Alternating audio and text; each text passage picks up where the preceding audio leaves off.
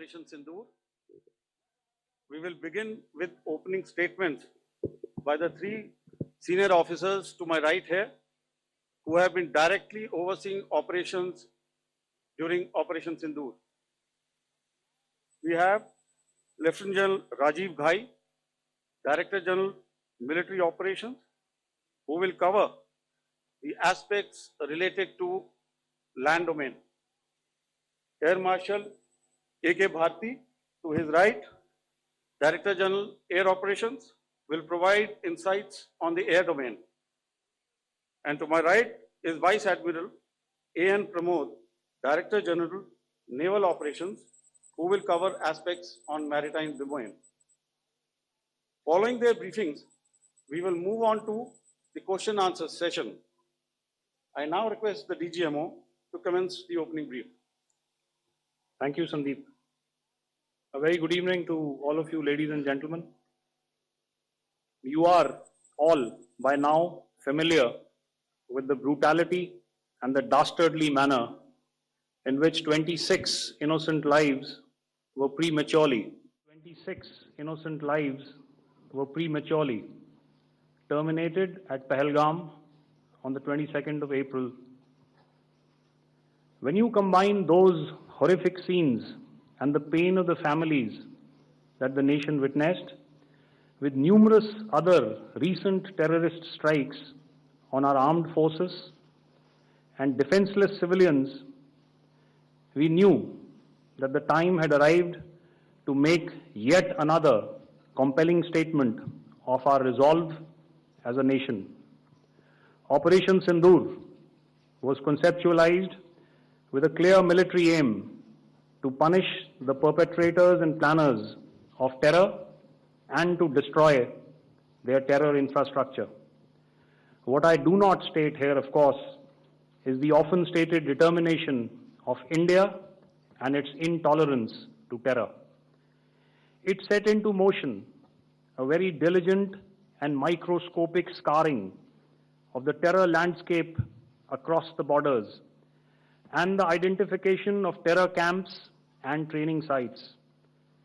The locations that emerged were numerous, but as we deliberated more, we realized that some of these terror hubs were now bereft of any presence and had preemptively been vacated, fearing retribution from us.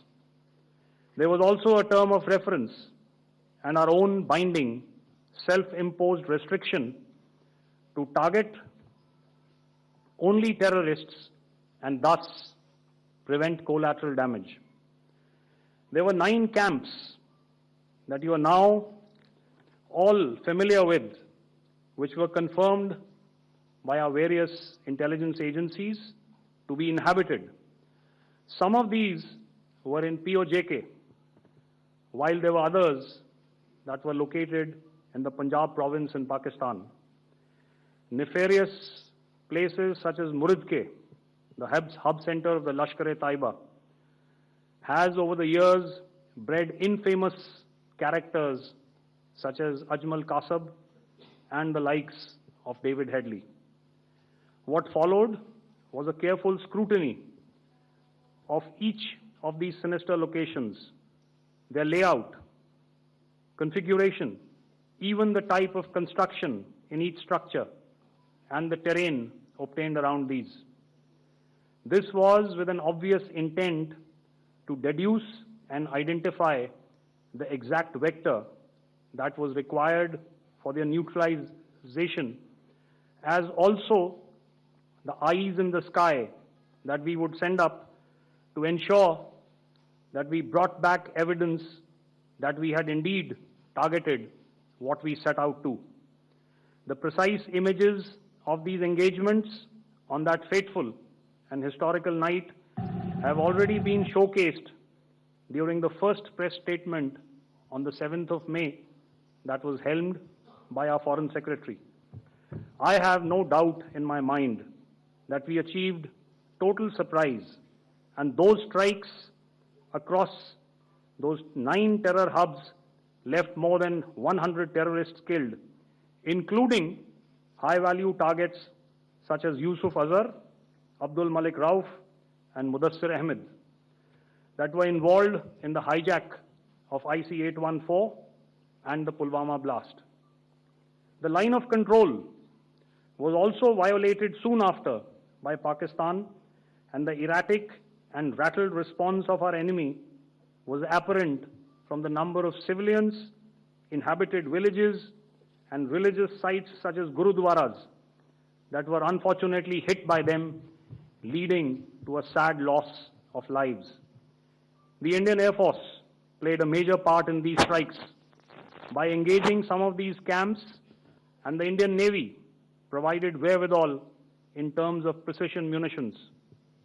The Indian Air Force obviously had their assets up in the sky, and I will here request Air Marshal Bharti, the Director General of Air Operations, to detail for you the methodology that the men in blue adopted to successfully manifest this mission. Thank you, Rajiv. A very good evening, ladies and gentlemen. It indeed is a difficult time that we have to come here like this and brief you. We could have done without this, but we had no choice. As the DGMO has detailed, the event was precipitated by the dastardly act at Pahalgaon. The sequence of events have already been detailed. We carefully selected the targets, and out of the 9 selected targets, the target systems that were given to the Indian Air Force were the notorious training camps at Bhavalpur and Muridke, these being further from the international boundary. Through critical target system analysis, we analyzed what was to be done to annihilate these targets and plan to engage these targets with precision air-to-surface guided munitions so as to avoid collateral damage. The modalities of planning process I will not go through at this instant. However, what I would like to show you is the results that we achieved through our targeted airstrikes. Could I have the second slide, please?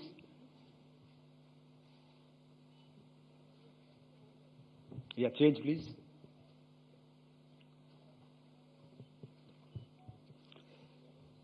Okay. This is what the terror infra at Muridke looks like. If you see, north is as indicated, and to the right is east, where the international boundary lies. Could we have the next slide, please?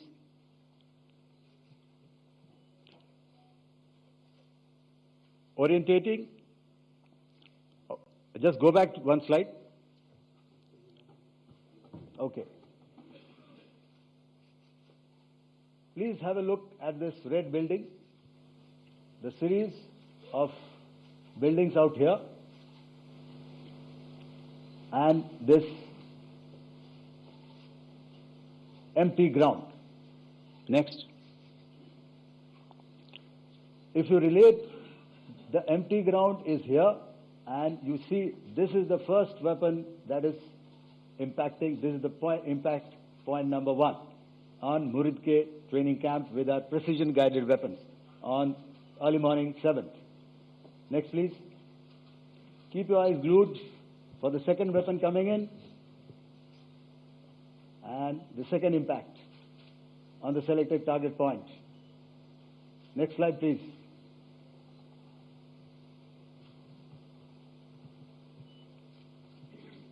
Third weapon, third impact. Continue. And fourth weapon, fourth impact. So these through these targeted and precision targeting, we addressed the target at Muridke, which was the terrain infrastructure. Can you hear me? All right. Okay, I'll come closer to the mic. Now we go to the next target, which is the Bhavalpur training camp. Next slide, please. Okay, just wait. So the effect, if you see, the impact point, if I can point out, this is the impact point. The ammunition has gone through the roof and it has created a blast inside, the photographs of which you would have, all of you would have seen. And the red building, after that, there was this double-story building. It has been completely decimated by our precision targeting. Next, please. The target system, which was in the north, a series of buildings. I'll show you how it looked. Next. Completely destroyed by our precision targeting. Next. Now coming to Bhavalpur, this is the target complex that we are dealing with, a fairly large target complex. So we had to carefully choose the points that we needed to address, which were high value and which would meet our stated objectives of eliminating the terrorists. I would like to draw your attention to this red canopy, and in relation to that, I would cover the targets. One target system is a series of buildings here, other one here, and other one out here. Next slide, please. This is how it looked before, and this is how the building looked after the impact of the weapon. And orientation in relation to this red canopy, you can see here. Next, please. Before, next, and after. The roofs have completely collapsed. Next. This is the target system. Next. Precision targeting, and we have achieved our objectives here. Next. All right. So that was what we did on the 7th. Our objective was to address these two terrorist camps, and that we did with precision. And thereafter, we maintained a robust air defense posture, because remember, our objective was to target the terrorists and terrorist infrastructure, not any other infrastructure, not the Pakistani military, not the Pakistani any other infrastructure. So that is what we have maintained on the 7th of May. However, what we saw in the evening of 7th of May, we were saturated with a raid of Pakistani unmanned aerial vehicles and small drones. And these came in waves in our civilian areas, over our military installations, and all of them were successfully intercepted. Few of them did manage to land. However, there was not much damage that they did. And we have our robust counter-US hard kill and soft kill systems, which did the job. However, the difference here was that we had targeted the terrorists. The adversary now has targeted our civilians and the military infrastructure. So it had to be responded to. So in a quick and calibrated response, that very night, we struck their radar installations at Lahore and close to Gujranwala, the LYT installation, to indicate to him that we are ready, yet we do not want to escalate. Our fight was with the terrorists and not with the Pakistani military establishment. Thank you.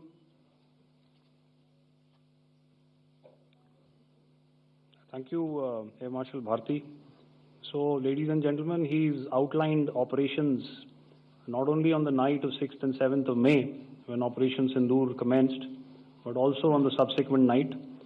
Being well aware and familiar with the congenital and impulsive nature of our adversary.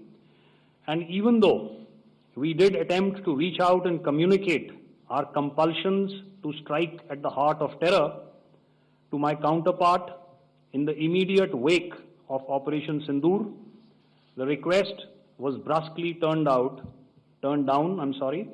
with an intimation that a severe response was inevitable and in the offing. We were, of course, prepared. Operations on the 7th and the 8th, Air Marshal Bharti spoken about. On the night of 8th and 9th of May, they flew drones and aircrafts into our airspace all across the borders and made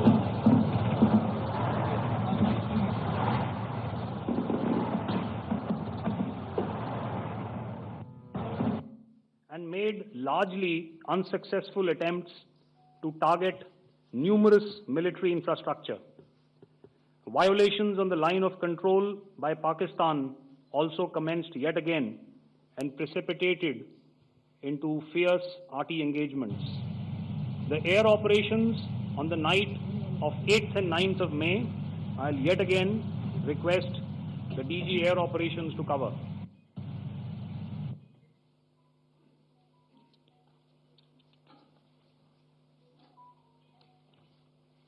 So I just covered what happened on the night of 7th and 8th.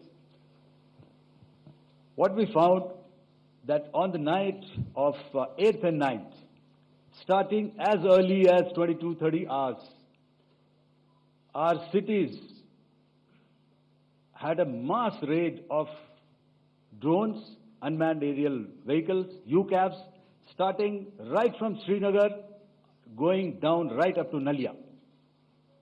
It was a mass raid in waves, and it was relentless. However, we were prepared, and our air defense preparedness ensured that there is no damage on ground or to any of the intended targets that the enemy might have planned for. The difference between 7th night and 8th night was that on 7th night, he sent in his Jihad class of UAVs, however, these UAVs can go some distance, they are armed. However, on the 8th, less numbers of armed UCAVs were there or UAVs were there, and more numbers of quadcopters, maybe for surveillance or just for harassment of civilians. This continued till midnight. Our air defense preparedness ensured that there was no damage on the ground, either to the military installations or to the civilians. However, the enemy had yet again shown that he wanted to up the ante and he wanted a fight, and we were up to the task.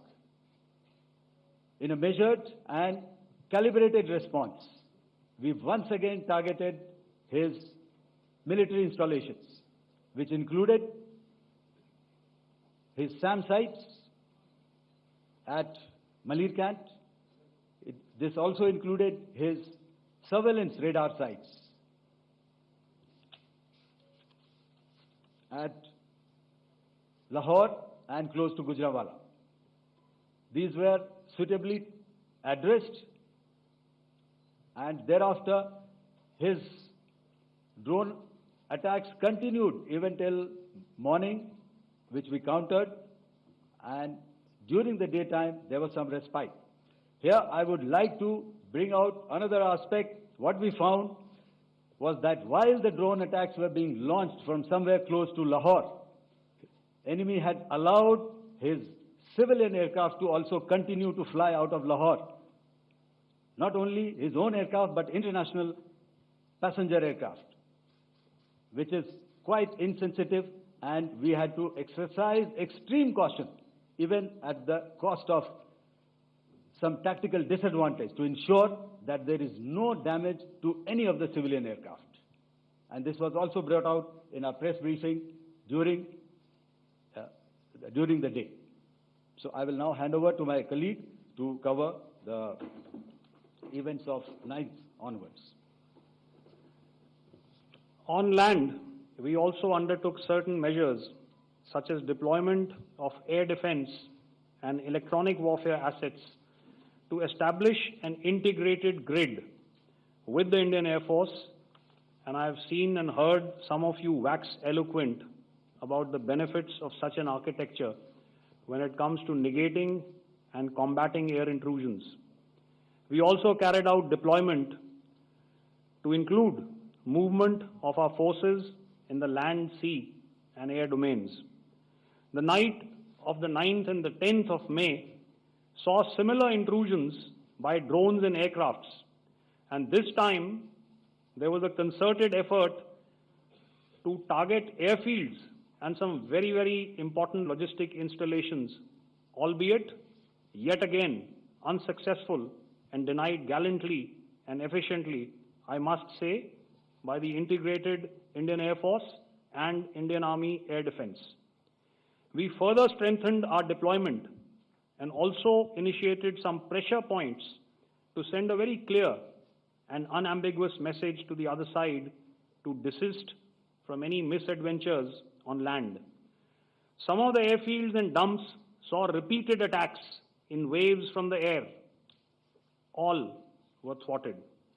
The Pakistan Army has reported to have lost approximately 35 to 40 personnel in artillery and small arms firing on the line of control between the 7th and the 10th of May.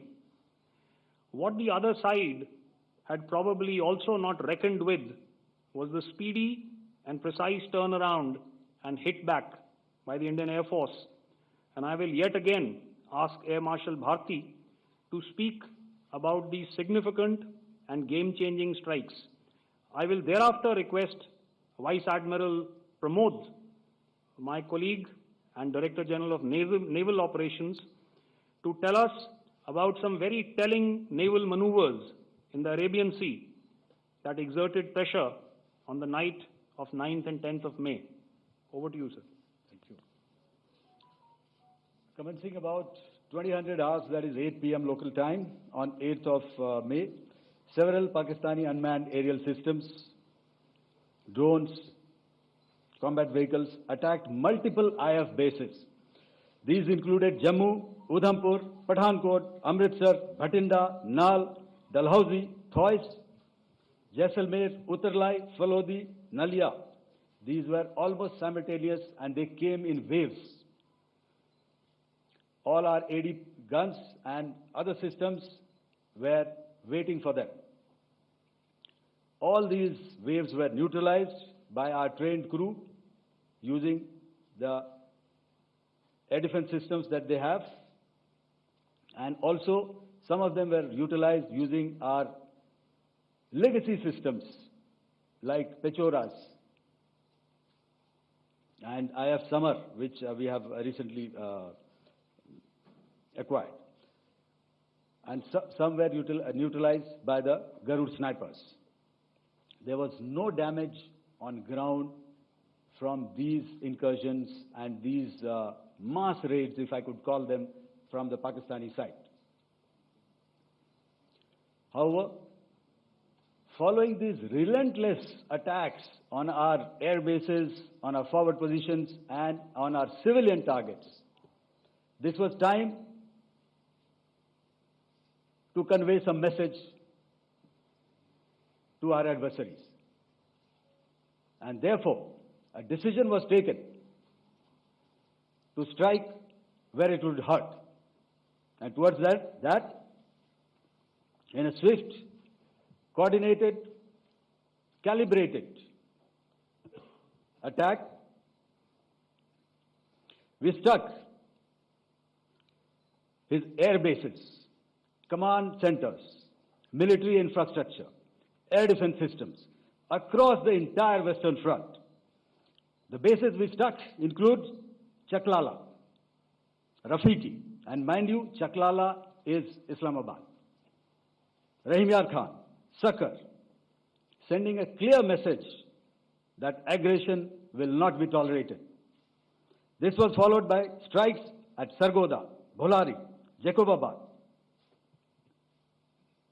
We also struck the C2 centers at Murid, the UAE complex at Murid, Rafiki, radar at Chunia, which I will show you, Rahim Yar Khan airfield, and the unmanned combat aerial vehicle hangar at Sakar. I would like to reiterate here that we have the capability to target every system at these bases and more. However, it was only a measured response to instill good wisdom to our adversary to refrain from further escalation. IF's response was directed only at military installations, avoiding civilian and collateral damage. I would now like to show you some of the effects that have been achieved as a result of our air operation.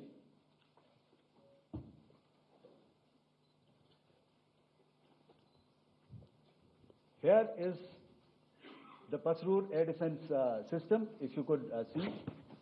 Zoomed up view, this is the radar mounted on a high tower. And after the strike,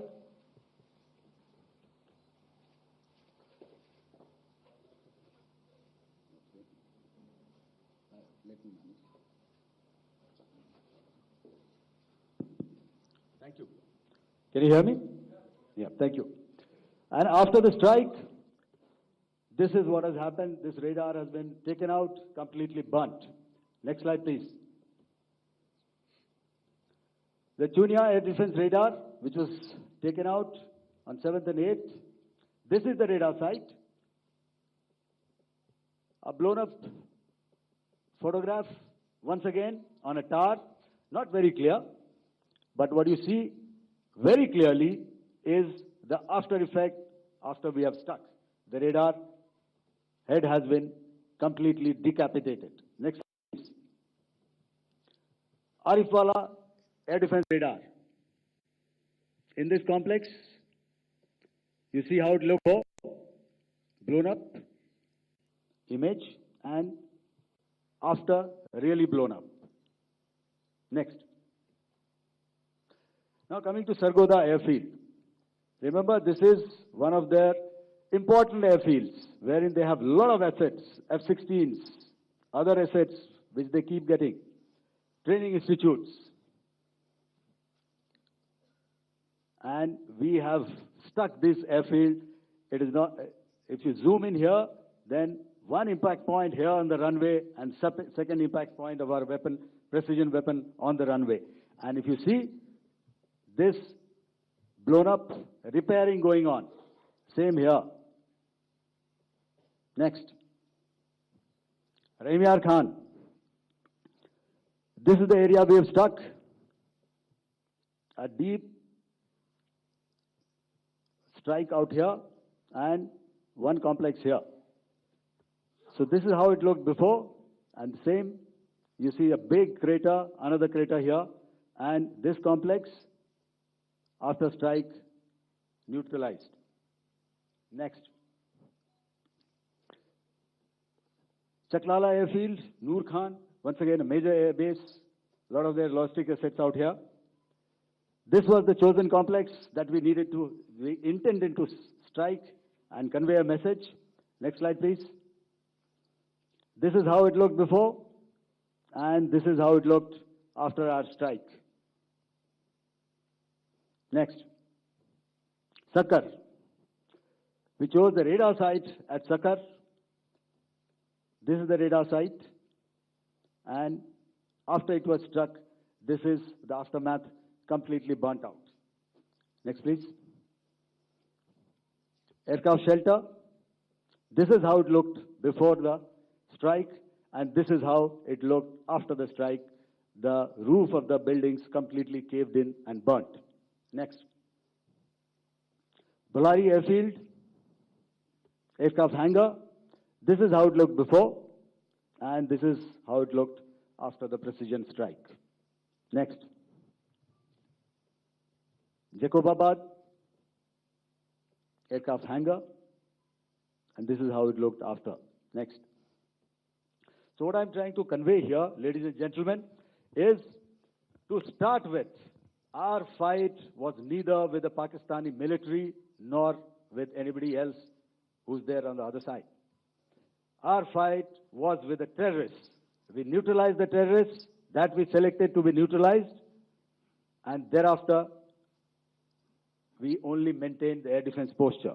However, we were relentlessly pounded by waves after waves, night after night, by his UCAVs, by his drones, and by his other unmanned aerial systems.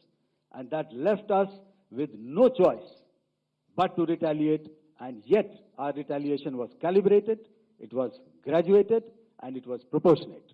Thank you.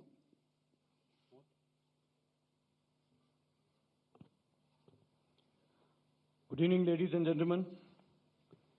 In the aftermath of the cowardly attacks on innocent tourists at Pahalgam in Jammu and Kashmir by Pakistani-sponsored terrorists on 22nd April, the Indian Navy's Carrier Battle Group, surface forces, submarines, and aviation assets were immediately deployed at sea with full combat readiness in concert with the Joint Operation Plan of the Indian Defence Forces.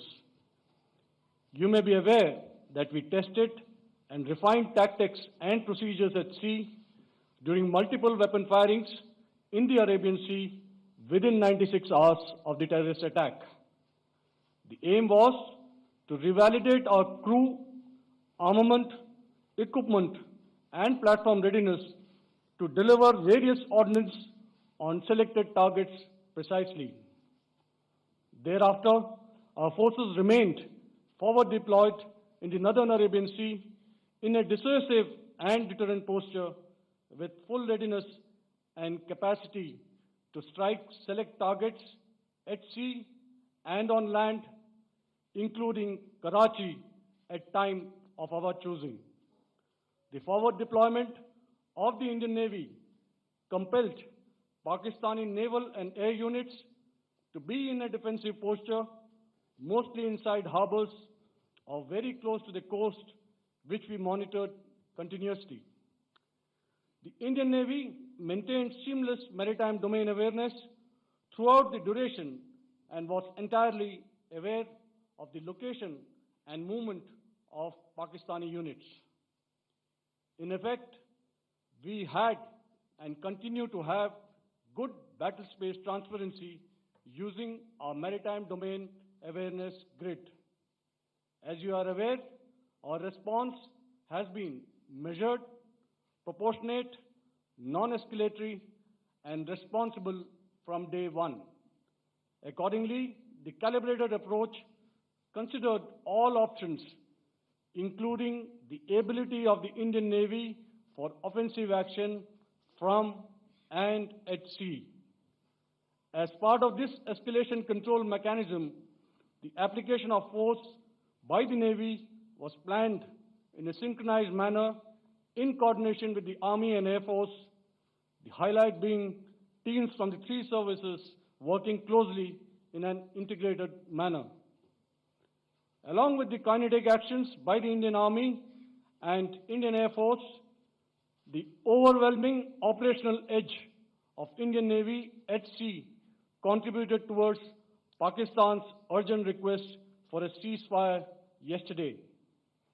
As we speak, Indian Navy remains deployed at sea in a credible deterrent posture to respond decisively to any inimical action by Pakistan or Pakistan-based terrorists. Thank you. Samno Varna, Jai Hind.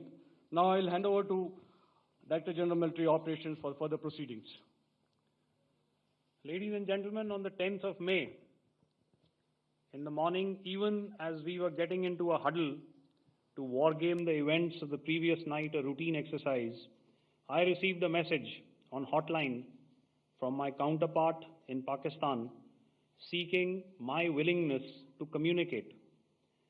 Since our initial aim was to strike at terror camps, and all our actions in the subsequent days were in response to the intrusions and violations by the Pakistan Air Force and its army, it was decided that I would indeed speak with my counterpart.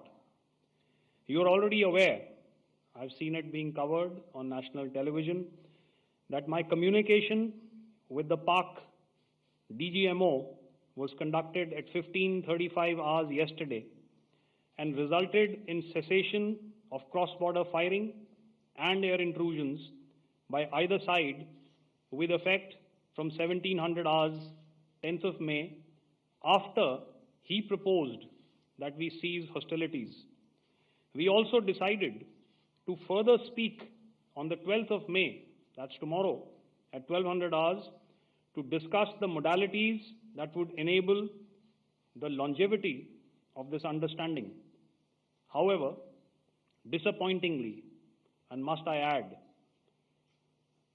expectedly, it took only a couple of hours for the Pakistan Army to violate these arrangements by cross-border and across the line of control firing, followed by drone intrusions across the expanse of the Western Front through last night and in the early hours of the morning today. These violations were responded to robustly and dealt with as they must be. We have earlier today sent another hotline message to my counterpart highlighting these violations of the understanding between the DGMOs on the 10th of May and our firm and clear intent to respond to these fiercely and punitively, if repeated tonight, subsequently, or later. In this regard, I must inform all of you that the Chief of Army Staff has earlier today conducted a security review and has granted full authority to our Army commanders for counter-actions in the kinetic domain in case of any violation by Pakistan. In the end, I pay my solemn homage to my 5 fallen colleagues and brothers from the armed forces and civilians who have tragically lost their lives in Operation SINDOOR. Our hearts go out to the bereaved families, and we express our solidarity to them in this lifetime and beyond, at this grave juncture in their lives. Their sacrifices shall always be remembered and spoken of in glowing terms by a grateful nation. We have thus far, ladies and gentlemen, exercised, and my colleague Pramod highlighted this, immense restraint, and our actions have been focused, measured, and non-escalatory. However, any threat to the sovereignty, territorial integrity, and safety of our citizens will be met with decisive force. Jai Hind. Okay, ladies and gentlemen, we are now open for questions. All right, now, since I would not know all of you, I would expect you to please raise the placard or your hand, and once I indicate, I expect you to please give out your name and the media group that you belong to.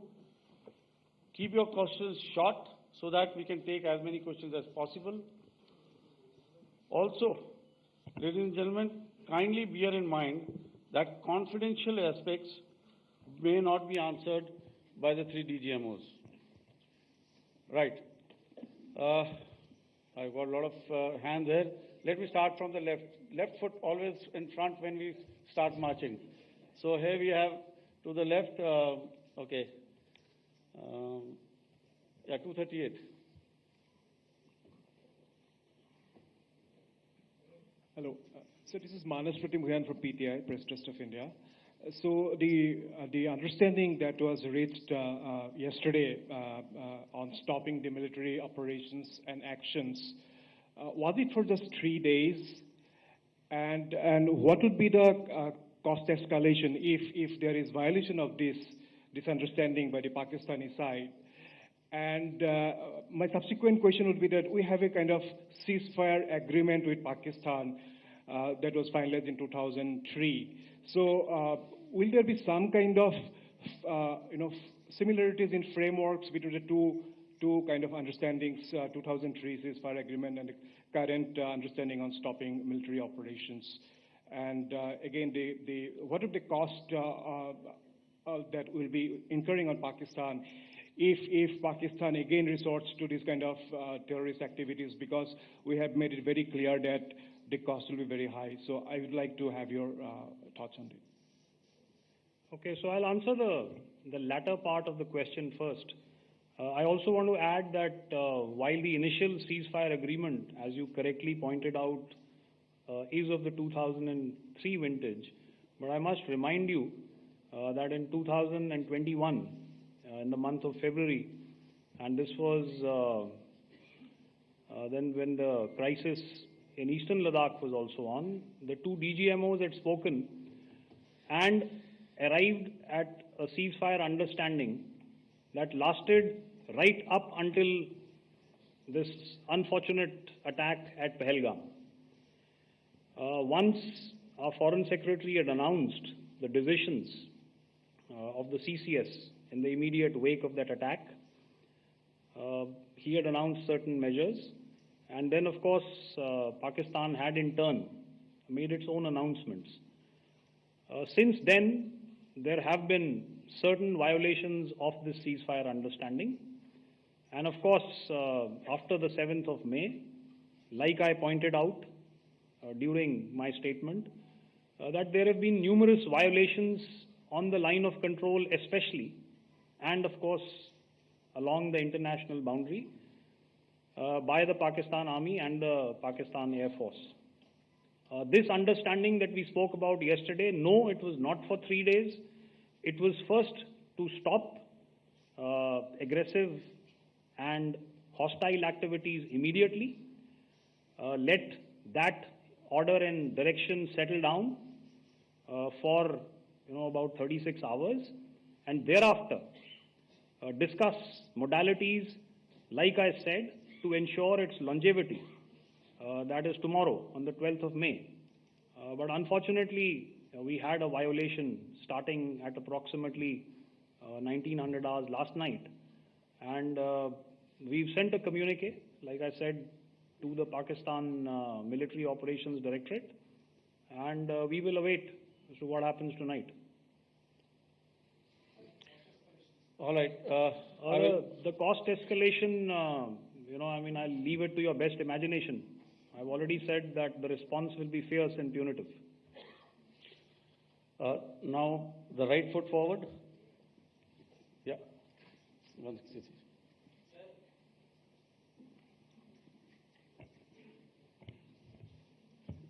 Sir, I am Ajit Dubey from ANI, sir. Sir, my question is that you talked about the loss of lives to the Pakistan Army, that was around 35 to 40 kills secured by the Indian Army. Sir, can you tell us what would be the total loss of life to the Pakistan Army in both Army and Air Force attacks, sir? And how good was the performance of the BrahMos, Scalp and the S-400 during the operations? And sir, since we have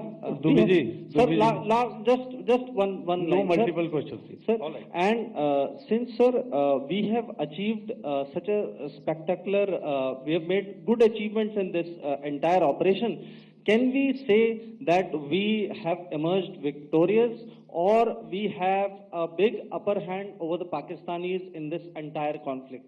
Thank you very much, sir.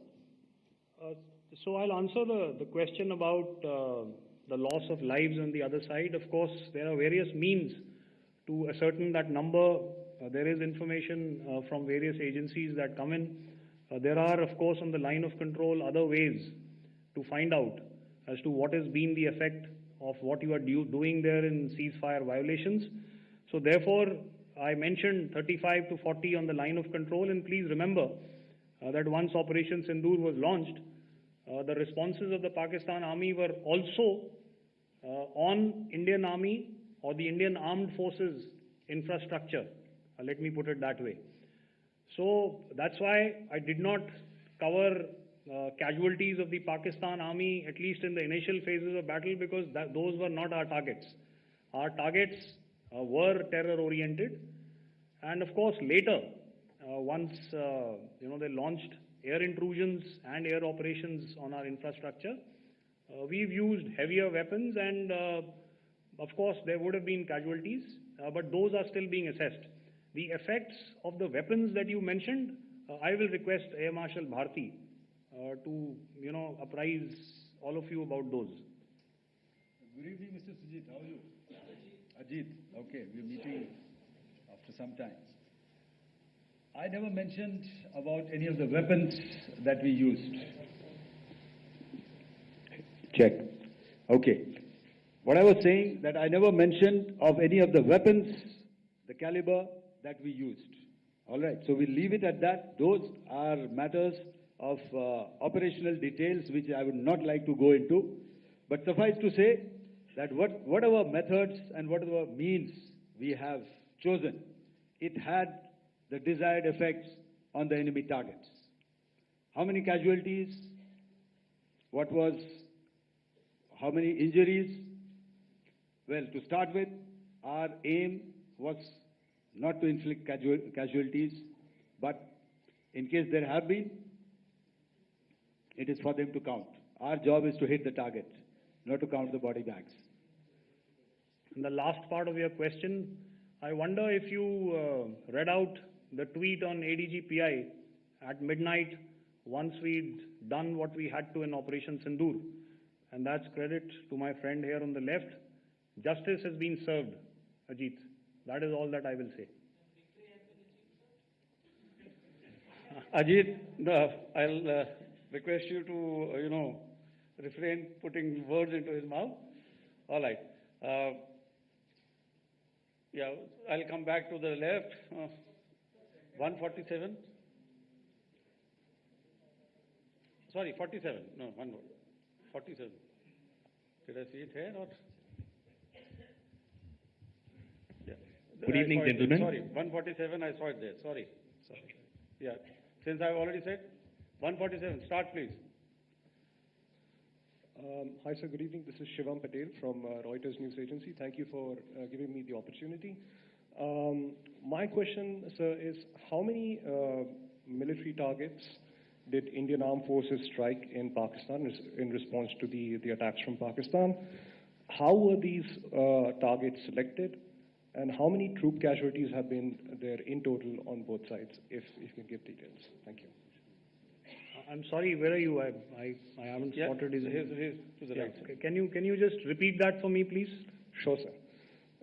So my name is Shivam Patel. I'm from Reuters News Agency.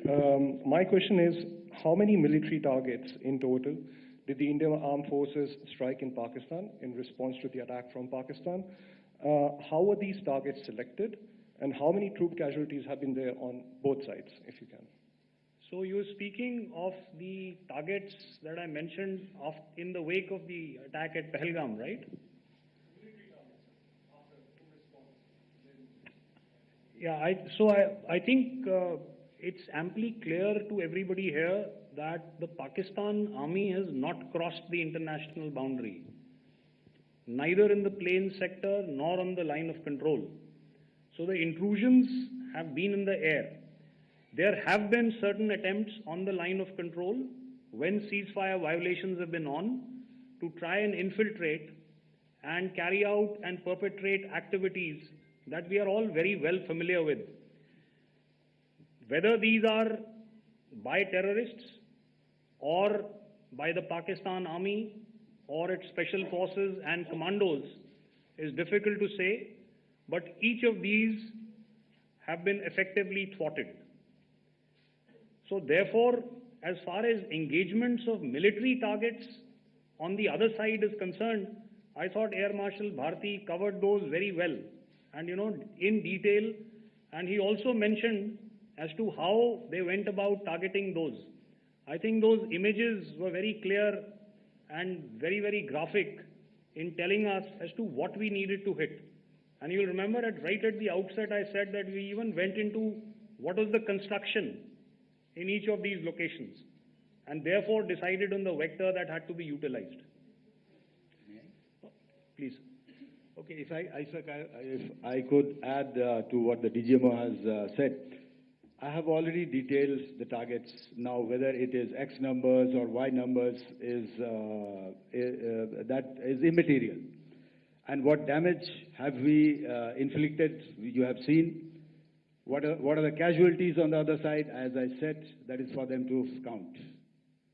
As far as we are concerned, from the air defense side, if they had a choice, they would have definitely come in. They are fighters, there are more numbers of UCAVs. It is not that they did not intend to come in. It is only that our robust AD posture prevented them from coming in. So that must be known, and that must be realized by all the audience here.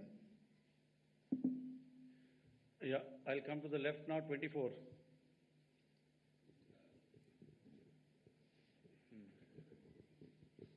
Good evening, sir. This is Anvesh Rath from Z.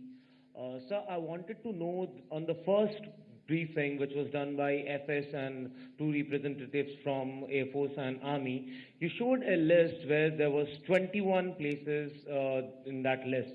You have stuck 9. Are more operations going to be held? Is Operation Sindoor still on? And the second question, thank you, sir. Thank you so much. And also, I want to congratulate all three of you for a fantastic operation that you guys have done. Thank you so much. Thank you so much for that one question. Yeah. Sir, the question. Unfortunately, Rath, is that your name? I'm sorry. As far as operational details are concerned, I am not in a position to share those right now. But I think I'll take a cue from Pramod. He said towards the end that the Indian Navy is still in a posture that is deterrent. And I have already made it very clear towards the end of what I said that it's only a couple of hours ago that the Chief of Army Staff has carried out a security review, and he's authorized our Army commanders to deal with violations of any kind from across the borders in a manner that they deem fit. So, again, to reiterate, the response will be fierce and it will be punitive.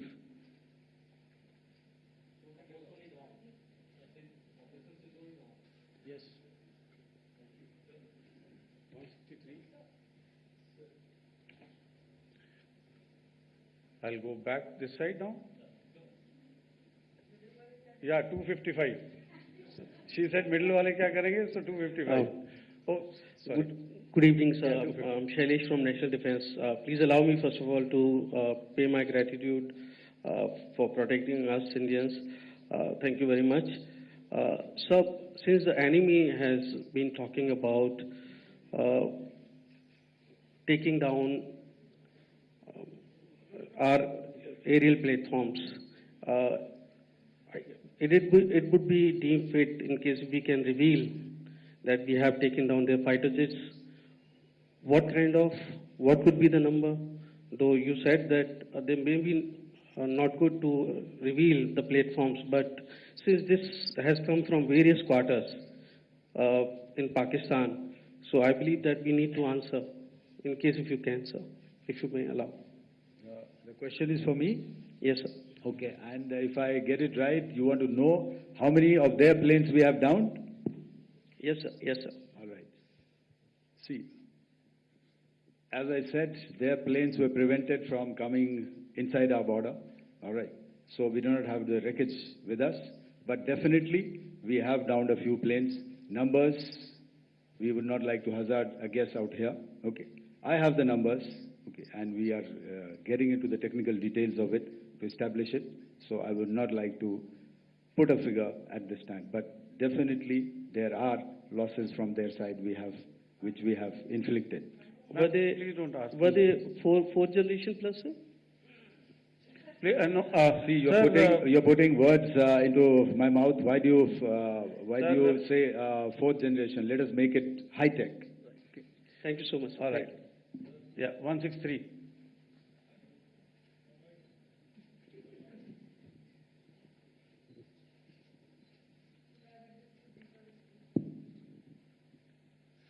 Sir मैं मंजीत नेगी हूँ आज तक से। मेरा सवाल ये है कि इस पूरे ऑपरेशन में जो आतंकी ठिकानों को निशाना बनाया गया, क्या नंबर्स कुछ बता सकते हैं कितने आतंकी मारे गए? कुछ नाम सरकार मतलब कुछ नाम मीडिया में आए भी हैं जो बड़े उसके मास्टरमाइंड थे।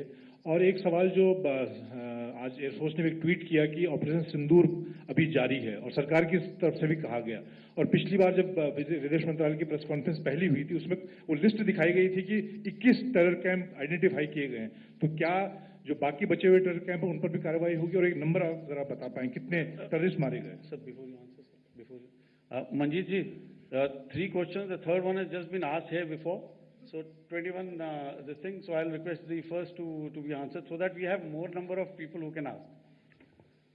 मंजीत, जब मैंने स्टेटमेंट दिया तो मैंने शुरू में ही कहा कि जैसे ही ऑपरेशन सिंदूर कॉन्सेप्चुअलाइज हुआ तो हमारा जो पीछे की कार्रवाई होती है स्पेड वर्क और टारगेट्स को आइडेंटिफाई और एनालाइज करने की कार्रवाई शुरू हो गई थी। मैंने जब स्टेटमेंट दिया तो मैंने बताया कि बहुत सारे थे, हमने 21 दिखाए होंगे और भी हैं, लेकिन वो लिस्ट फिल्टर करते करते 21 तक पहुंची। अब क्या आगे एंगेज किए जाएंगे?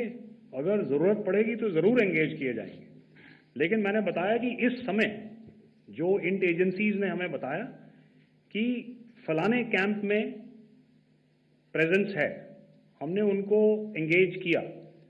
कुछ नाम मैंने लिए, कुछ नाम अभी पुख्ता किए जा रहे हैं। मैंने आपको बताया कि जो इंट एजेंसीज ने अभी तक असेसमेंट किया है उसमें उन्होंने कहा है कि तकरीबन 100 से ज़्यादा मारे गए हैं।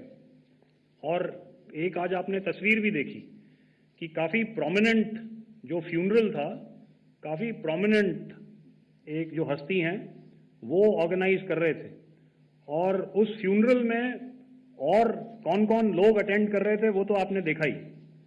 तो आप लोग सब समझदार हैं और मुझे ये कहने की ज़रूरत नहीं है कि इन लोगों को कहाँ से सपोर्ट मिल रहा है।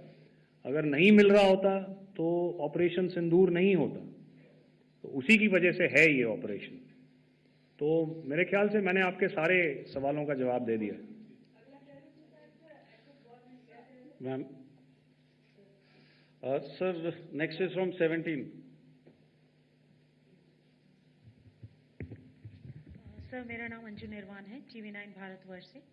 सर, मेरा सवाल ये है कि ऑपरेशन सिंदूर में हमारी जो इंडियन नेवी है उसके बारे में सर थोड़ा सा बताएं कि किस तरह की उसकी भूमिका रही, क्योंकि हमने इस दौरान सर देखा कि बहुत सारी स्पेकुलेशन भी रही और ये बोला गया कि कराची तक हमारी नेवी ने ऑपरेशन किया है।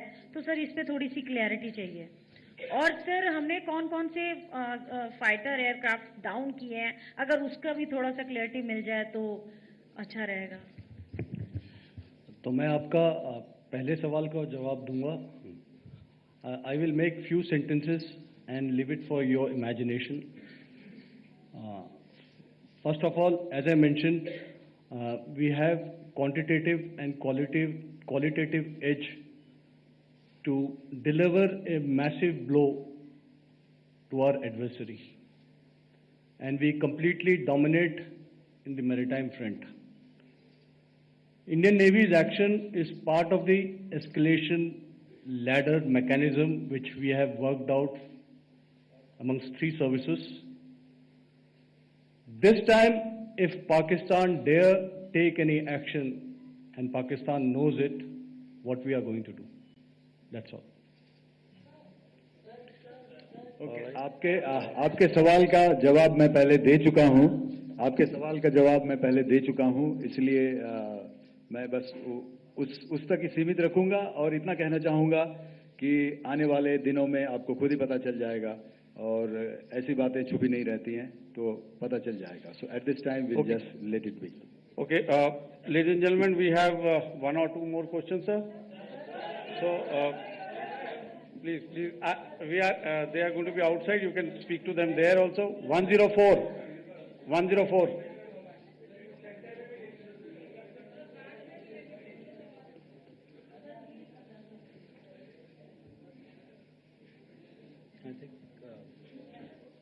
Yeah, ask sir.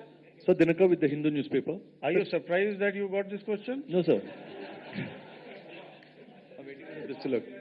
Sir, can you give a number of assets we lost, because there's been a lot of speculation going on, international media writing a lot of things about our platforms, including Rafale. I mean, Pakistan claiming that Rafale has been downed, etc. Can you put that question to rest and clarify on that?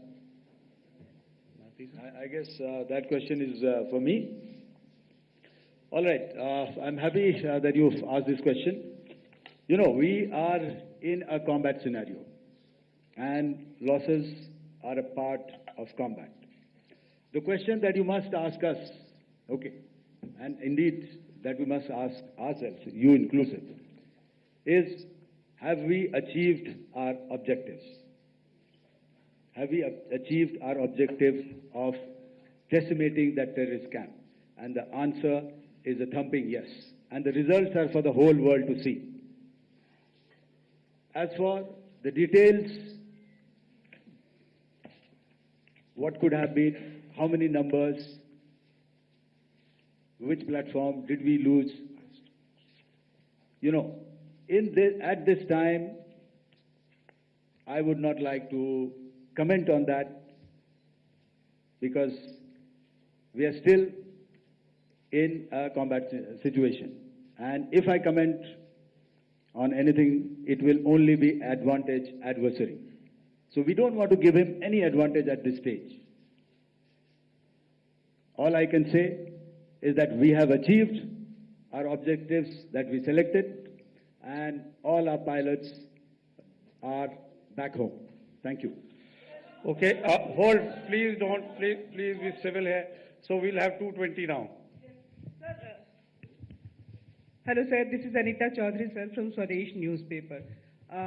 मेरा सवाल है, क्योंकि ये हमारे जो पहले जो action रहा वो आतंकवाद के खिलाफ रहा, तो आतंकवाद में अजहर मसूद की तरफ से एक बयान जारी किया गया था जिसमें उन्होंने कहा कि हम इसका बदला लेंगे और जाज जाज रुलाएंगे।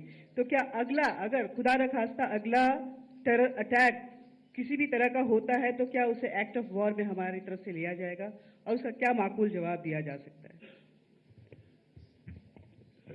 मेरा इसमें सिर्फ एक ही जवाब है आपके लिए कि हमने अपनी कार्रवाई करी।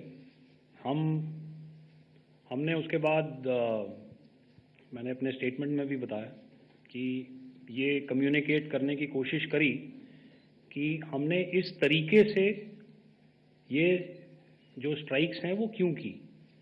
लेकिन जो हमारा एडवर्सरी है उसने जैसे मुनासिब समझा वो कार्रवाई करी। तो आपने देखा कि ये जो एक्टिविटीज़ चल रही हैं 3-4 दिन से, ये कोई वॉर से कम नहीं है। नॉर्मल सर्कमस्टांसेस में एक दूसरे देश की एयरफोर्सेस हवा में नहीं उड़ती हैं और एक दूसरे के ऊपर स्ट्राइक्स नहीं करती हैं। हर रात इंट्रूजन्स नहीं होते हैं। लाइन ऑफ कंट्रोल पर सीज फायर वायोलेशंस, आपके एक साथी ने सवाल पूछा था शुरू में, एक सीज फायर अंडरस्टैंडिंग था, वो भी जा चुका है। उस सीज फायर अंडरस्टैंडिंग के जाते जो फायरिंग हो रही है लाइन ऑफ कंट्रोल में, उसमें घुसपैठ की कोशिश हो रही है। आमतौर पर ये घुसपैठ लाइन ऑफ कंट्रोल में टेररिस्ट करते हैं, लेकिन हमें इंफॉर्मेशन है कि हो सकता है ये पाकिस्तान आर्मी की टोलियां भी हों जो हमारे पोस्ट के ऊपर खामी पहुंचाने की कोशिश कर रही हैं।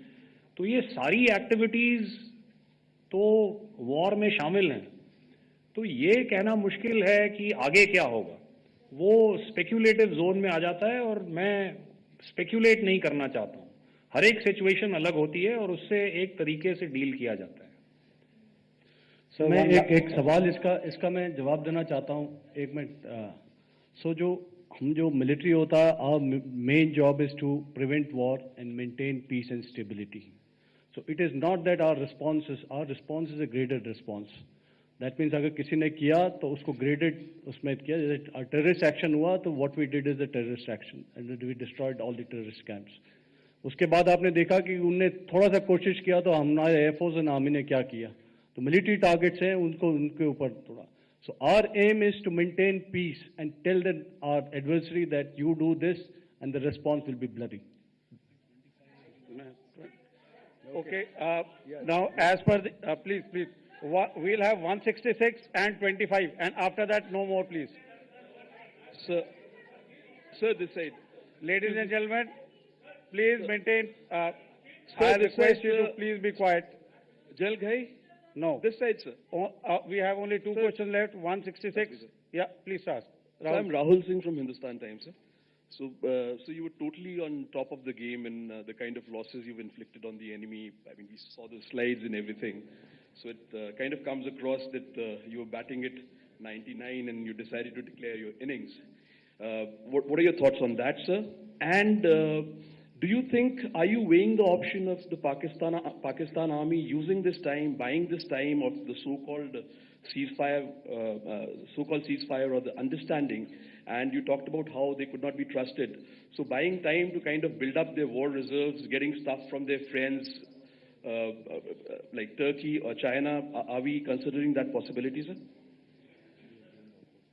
Look, see, the call came from the Pakistani side to speak about cessation of hostilities. What pauses mean during such conflicts is known to everybody.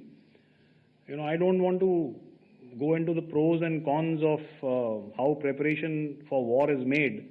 You know, that is a process in itself.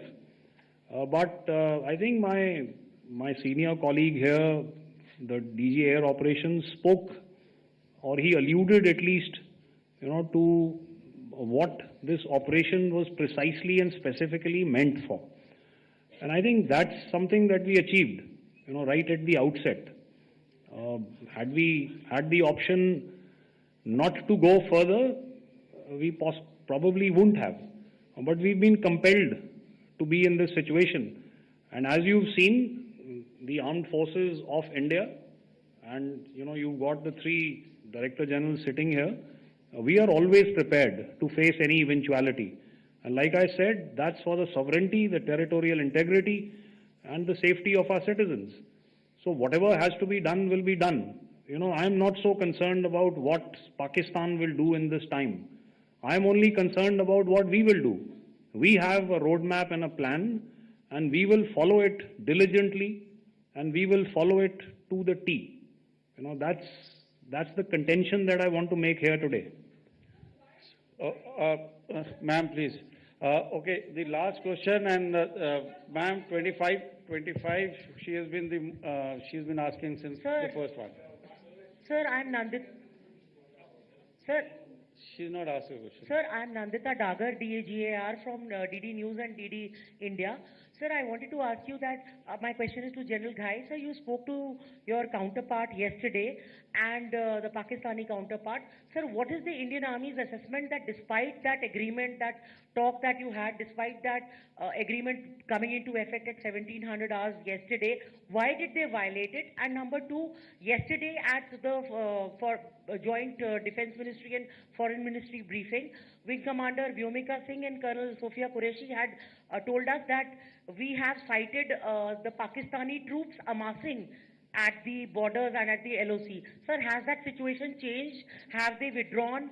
And sir, if in case, despite now there is a lull, of course, but if tonight again, if the enemy again carries out shelling and aerial intrusions through drones, what is going to be our response, sir? Thank you. So, without outlining the specifics of that response, I've already made it clear that there will be a response, and it will be fierce and it will be punitive. Why the Pakistan Army chose the option of violating the understanding that was arrived at earlier yesterday, I think that's a question that we best answered by the Pakistan DGMO. I wouldn't be able to, give you that. But, in situations such as these, and if you go back into any conflict, sometimes these understandings take time, to fructify and manifest on ground. But without, getting into the reasons, it is our mandate to be prepared at all times, and that we were. It's not as if because there was an understanding we weren't prepared. I must tell you that the armed forces were on a very, very high alert, and they continue to be in that state even as we speak. Oh, all right. Ladies and gentlemen, please, ma'am, please, Okay, thank you so much for coming today. Those who have missed asking a question, those who have missed, see, I knew I'll grab this attention from you like this. Those who have missed the opportunity to ask a question can give me a written one. I'll definitely get back to you with that. And also, they are they are invited for a cup of tea in my office day after tomorrow. Thank you, ladies and gentlemen, for coming. Thank you. Thank you very much. Jai Hind. Jai Hind.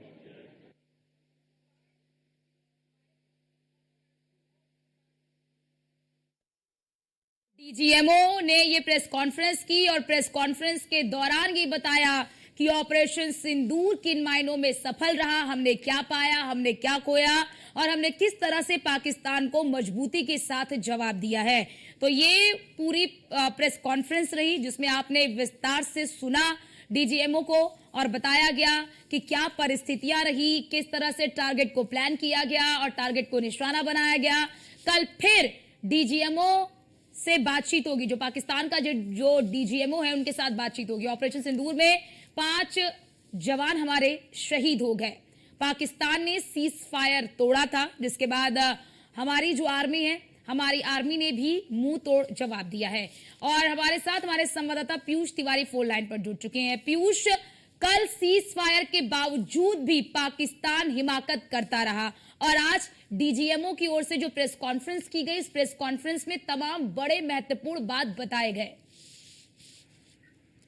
बिल्कुल, अगर हम बात करें तो DGMO की ओर से press conference चूंकि इस वक्त भी चल रही है, लेकिन सबसे बड़ी बात है कि जिस बात का जिक्र भारतीय सेना की ओर से किया गया और जो जानकारी आधिकारिक रूप से दी गई, सबसे बड़ी बात है